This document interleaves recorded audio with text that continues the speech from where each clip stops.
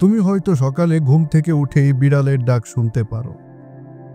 বাসায় কুকুর থাকলে মাঝে মধ্যেই এর ডাক শোনা যায়। কোনোটা শুনে কি হঠাৎ বিরক্ত হও? মনে হয় এত জোরে চিৎকার করে কেন? যদি এমন মনে হয়, তাহলে প্রাণীর চিৎকার আরো কত জোর হতে পারে সে সম্পর্কে তোমার জানা আছে কি? আজকের এই ভিডিওতে আমরা জানব সবচেয়ে উচ্চস্বরে ডাকা 7টি প্রাণী নিয়ে। আমরা যে 7টি প্রাণী নিয়ে আলোচনা করব সেগুলোর শব্দের তীব্রতা বিচারে, মানে কোন প্রাণী কতটা তীব্র স্বরে শব্দ করতে পারে তা হিসেব করেই এই তালিকা তৈরি করা হয়েছে। শব্দের বিচারে প্রথম রয়েছে নীলতিমি। নীলতিমি শুধু বিশ্বের সবচেয়ে বড় প্রাণী নয়, এটি সবচেয়ে জোরে আওয়াজ করতে পারে। এই আওয়াজকে বলা হয় তিমির গান। ওরা গানের তীব্রতা প্রায় 188 ডেসিবেল পর্যন্ত হতে পারে। একটা জেট ইঞ্জিনের চেয়েও এদের আওয়াজ বেশি। সুস্থ মানুষের কানের পর্দা ক্ষতিগ্রস্ত করার জন্য শুধু তিলতিমির আওয়াজই যথেষ্ট। তবে সঙ্গীকে ডাকতে হলে প্রায় 1600 কিলোমিটার দূর থেকেও সংকেত পাঠাতে পারে এই নীলতিমি। তবে সঙ্গীকে ডাকতে হলে প্রায় 1600 কিলোমিটার দূর থেকে সংকেত পাঠাতে পারে এই নীলতিমি। কিন্তু নীলতিমি কিভাবে এত উচ্চস্বরে আওয়াজ করে তা এখনো বিজ্ঞানীরা জানতে পারেনি। দ্বিতীয় স্থানে রয়েছে স্পাম তিমি। 10,000 ফুট গভীরে ডুব দিয়েও স্পাম তিমি শব্দ করতে পারে। এদের শব্দের তীব্রতা 230 ডেসিবেলে পৌঁছে যেতে পারে।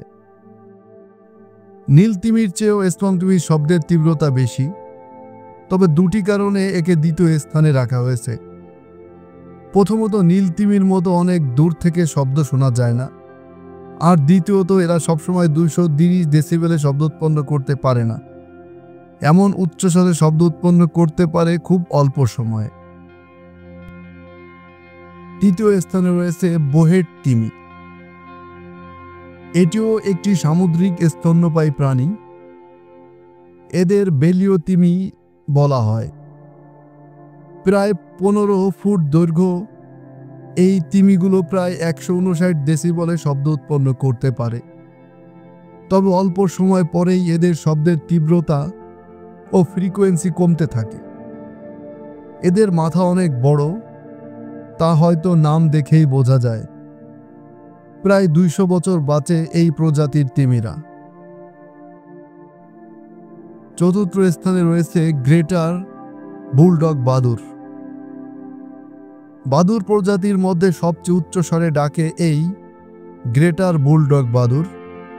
140 ডেসিবেল পর্যন্ত পৌঁছাতে পারে এদের শব্দের তীব্রতা। সাধারণত বাদুড় ভালো চোখে দেখে না, তাই শব্দের সাহায্যে এগিয়ে যায়। এরা প্রায় মাছ শিকার করে খায়, তাই এ বাদুড় ফিশম্যান বাদুড় নামেও পরিচিত। বন্দুক থেকে গুলি বের হলে যেমন তীব্র শব্দ হয়, এই বাদুড়ের ডাকের তীব্রতা অনেকটা তেমন। পঞ্চম স্থানে রয়েছে আফ্রিকান সিকাডা। পোকামাকড়ের মধ্যে সবচেয়ে উচ্চ স্বরে ডাকতে পারে আফ্রিকান সিকাডা। এদের ডাকের তীব্রতা 170 ডেসিবেল। সিকাডা সাধারণত গ্রীষ্মকালে সক্রিয় হয়ে ওঠে এবং প্রজনন চক্রের অংশ হিসেবে গান গায়। এদের শরীরে একটা বিশেষ অঙ্গ থাকে যা টিম্বাল নামে পরিচিত। এই টিম্বাল দ্রুত কাঁপিয়ে এরা জোরে শব্দ তৈরি করে। ষষ্ঠ স্থানে রয়েছে সিলানফিয়াস পিংফ্লয়েডি। কিংবদন্তি রকম ব্র্যান্ড পিংফ্লয়েডের নাম অনুসারে এই চিংড়ির নামকরণ করা হয়েছে সিনালফিয়াস পিংফ্লয়েডি। এ প্রজাতির চিংড়ি প্রথম খুঁজে পাওয়া গেছে 2017 সালে। ছোট মাছ শিকারের সময় এরা এক ধরনের শব্দ করে, সেই শব্দের তীব্রতা প্রায় 210 ডেসিবেলে পৌঁছায়। কিন্তু এটাও ওই স্পাম তিমির মতো, এই কারণে তালিকায় ষষ্ঠ স্থানে রয়েছে। এই তালিকায় সর্বশেষ এবং সপ্তম স্থানে রয়েছে সিংহ। আপনারা সিংহের গর্জন নিশ্চয়ই শুনেছেন, বাস্তবে না শুনলেও মুভি, ইউটিউবে কোনো না কোনো মাধ্যমে শোনার কথা। হাড়হিম করা গর্জন করে ওঠে সিংহ। বিড়াল জাতীয় প্রাণীদের মধ্যে সবচেয়ে জোরে শব্দ করতে পারে এই সিংহ। এদের শব্দের তীব্রতা প্রায় 114 ডেসিবল। 8 কিলোমিটার দূর থেকে শোনা যায় সিংহের গর্জন। পুরুষ সিংহ সাধারণত নিজেদের আধিপত্যের সংকেত দেওয়ার জন্য গর্জন করে। মাঝে মধ্যে মহিলা সিংহ অনুপ্রবেশকারীদের ভয় দেখানোর জন্য গর্জন করে। আবার পুরুষ সিংহ মহিলা সিংহের সঙ্গে যোগাযোগ করতেই ওদের উচ্চ শব্দের গর্জন করে থাকে। তবে কোন গর্জন কিসের সংকেত তা ওরা ভালোই জানে। হয়তো কোনো প্যাটার্ন আছে যা দেখে ওরা বুঝতে পারে কোন স্বরের মানে কি। এই ছিল আজকের ভিডিও।